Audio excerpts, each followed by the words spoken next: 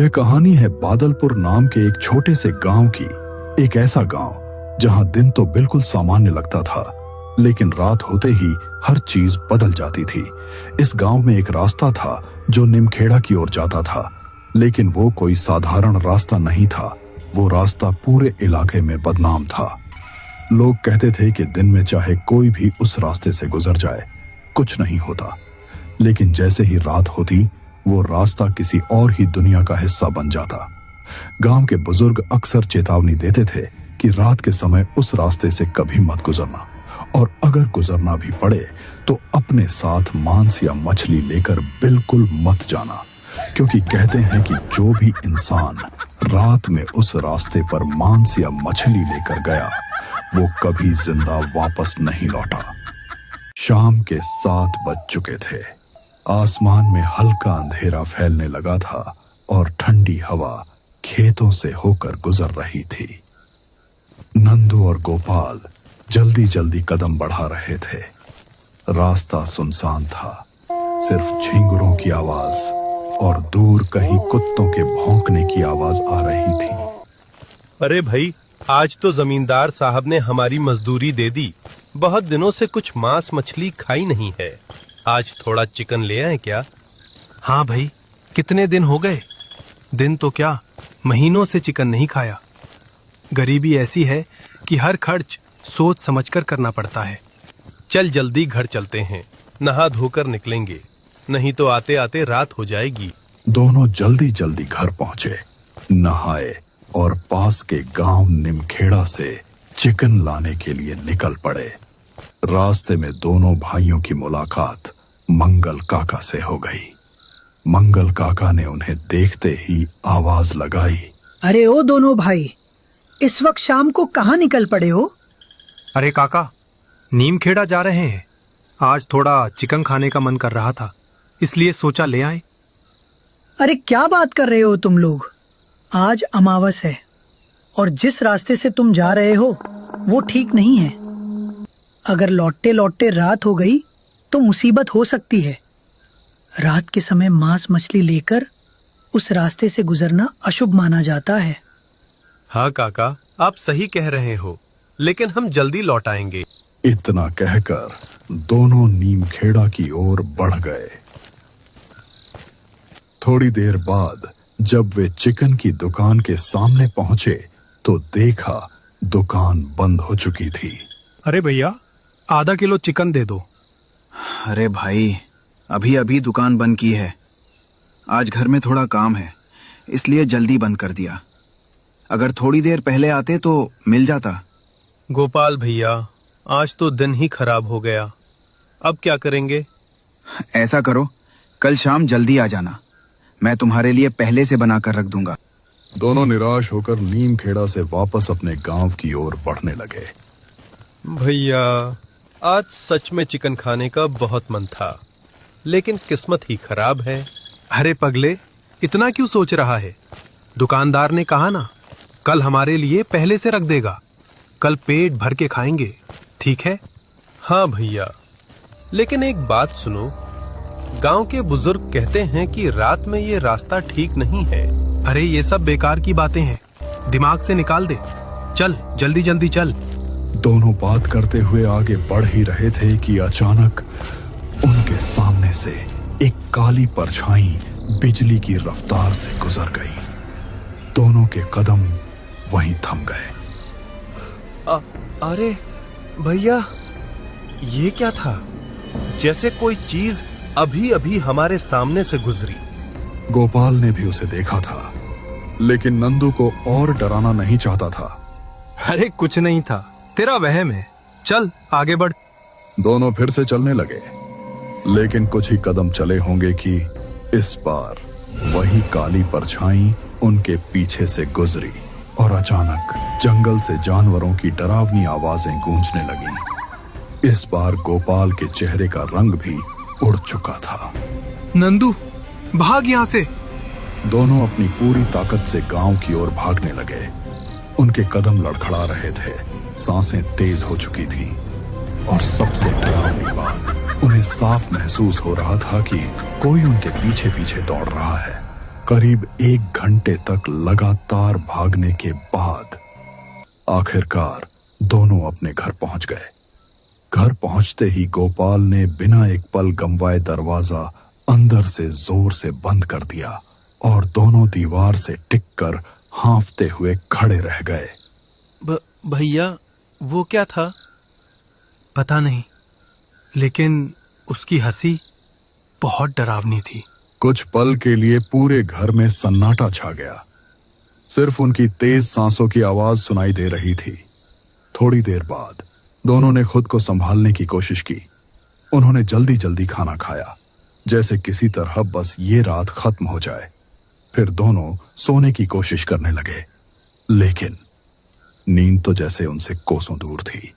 हर बार जब वो आंखें बंद करते, उन्हें वही काली परछाई याद आती और उससे भी ज्यादा वो डरावनी हंसी जो अब भी उनके कानों में गूंज रही थी। किसी तरह करवटें बदलते बदलते वो रात गुजर गई।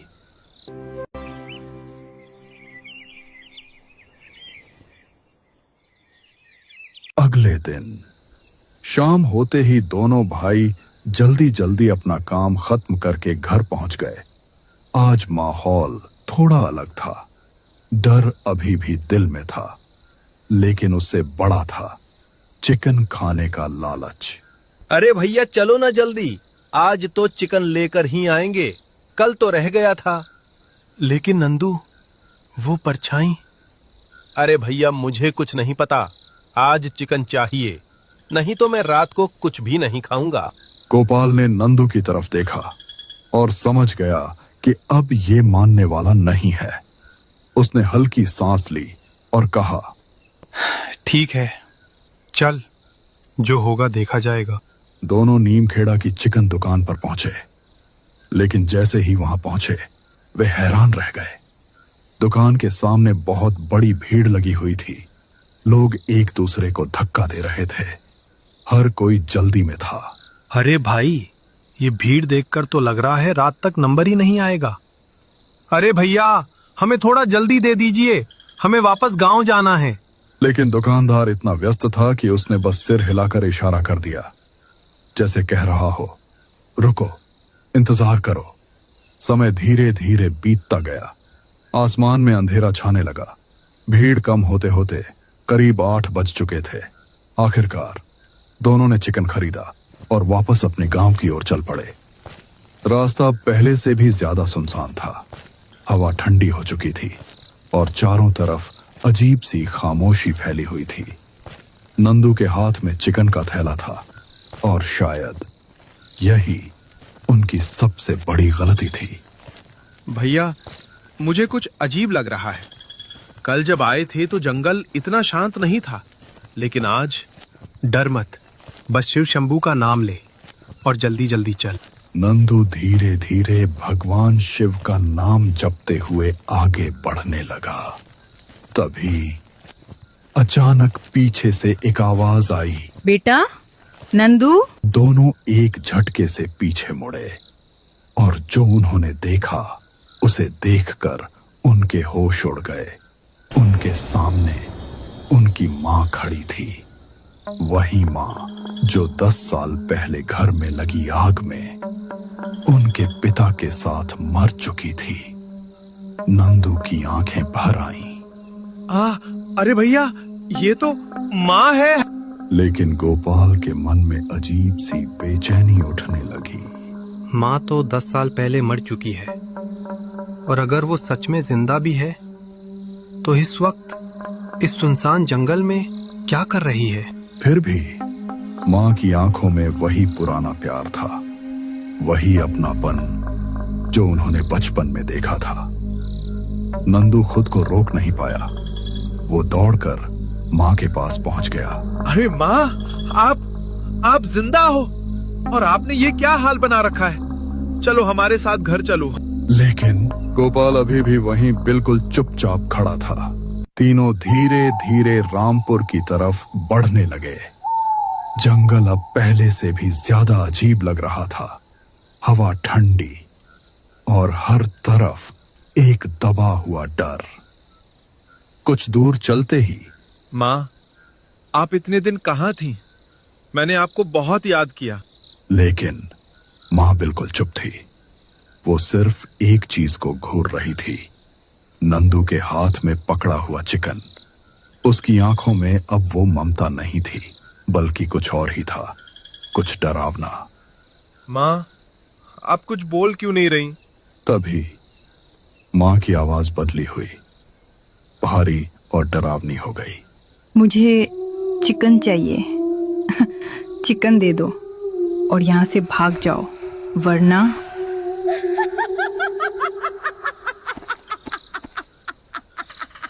गोपाल के कदम वहीं जम गए। उसकी नजर धीरे धीरे नीचे गई और उसने देखा मां के पैर उल्टे थे। उसकी रूह कांप उठी। नंदू, रुक जा, भाग वहां से, ये हमारी माँ नहीं है।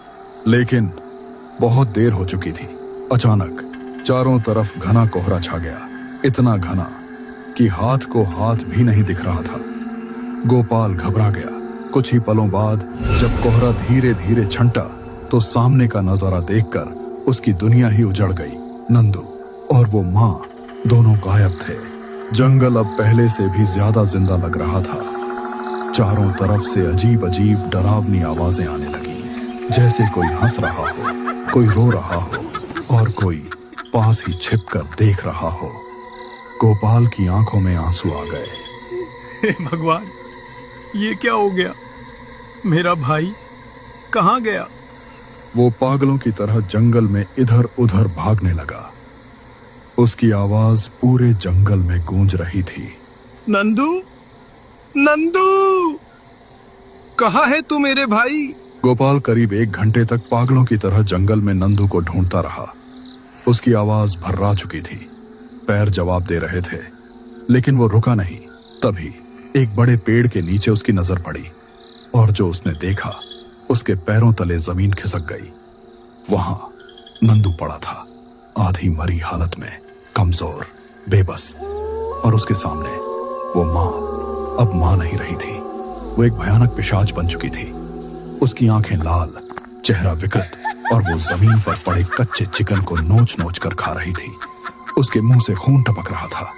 गोपाल का दिमाग सुन्न पड़ गया। वो समझ नहीं पा रहा था कि भागे या भाई को बचाए। तभी उसे अचानक एक बात याद आई। गांव के बाहर रहने वाले धोनी बाबा। वो बिना देर किए पूरी ताकत से वहां से भागा। कुछ ही देर में वो हाँफते हुए बाबा के पास पहुंचा। बाबा, बचा लीजिए, मेरे भाई को बचा लीजिए। उसने बाबा को पूरी बात बता दी। बाबा का चेहरा गंभीर हो गया। बेटा, देर हो गई तो अनर्थ हो जाएगा, चल अभी चल। बाबा ने अपना त्रिशूल उठाया और दोनों तेज कदमों से जंगल की ओर बढ़ने लगे। उधर जंगल के अंदर नंदू अभी भी जिंदा था। वो दर्द में तड़पते हुए विनती कर रहा था। मुझे छोड़ दो, मेरा भैया मेरा इंतजार कर रहा होगा। मैंने तुम्हारा क्या बिगाड़ा है? लेकिन वो पिशाच अब इंसान की बात समझने वाली नहीं थी। उसकी आवाज और भी खतरनाक हो चुकी थी। मुझे मांस चाहिए, बहुत ज्यादा मांस। तभी पीछे से बाबा की गूंजती हुई आवाज आई। ए पिशाच, छोड़ दे उस बालक को, इसने तेरा क्या बिगाड़ा है? पिशाच एक झटके से पीछे मुड़ा और उसी पल बाबा ने अपना त्रिशूल उसकी छाती में जोर से घोंप दिया। एक पल के लिए वो पिशाच वहीं जम गया, जैसे उसकी सारी ताकत थम गई हो। हवा भारी हो गई, जंगल में सन्नाटा छा गया। भागो बच्चों, ये बहुत शक्तिशाली है, मैं इसे ज्यादा देर तक नहीं रोक सकता। गोपाल ने तुरंत नंदू को सहारा दिया और दोनों पूरी ताकत से भागने लगे। पीछे पिशाच धीरे धीरे फिर से हिलने लगा था। उसकी आंखें और भी खतरनाक हो चुकी थी। किसी तरह दोनों अपने घर पहुंच गए, दरवाजा बंद किया और वहीं जमीन पर बैठ गए। उनके पैर थर थर कांप रहे थे, सांसें तेज, दिल जैसे छाती फाड़कर बाहर आ जाएगा। उस रात उन्होंने कुछ नहीं खाया, बस किसी तरह बिस्तर पर लेट गए। नींद तो दूर की बात थी, डर अभी भी उनके साथ था। करीब आधा घंटा ही बीता होगा कि अचानक जंगल की तरफ से एक आवाज गूंजी। क्या सोच रहे हो? तुम बच गए। नहीं, मेरा शिकार मुझसे कोई नहीं छीन सकता।